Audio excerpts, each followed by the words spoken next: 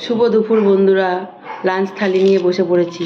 লাঞ্চে মেনুতে কী কী আছে চলো তোমাদেরকে দেখাই। এই যে আমার ভাত, লাউ ঘন্ট মাছের মাথা দিয়ে, এঁচড়ের তরকারি, আর আছে রুই মাছের কালিয়া। রান্নাটা কেমন হয়েছে তোমরা কমেন্ট করে জানিও। লাউ ঘন্ট দিয়ে খাওয়া স্টার্ট করে দিচ্ছি।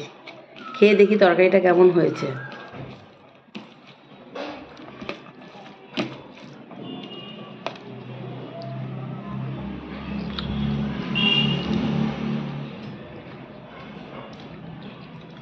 খুব ভালো, ফাটাফাটি।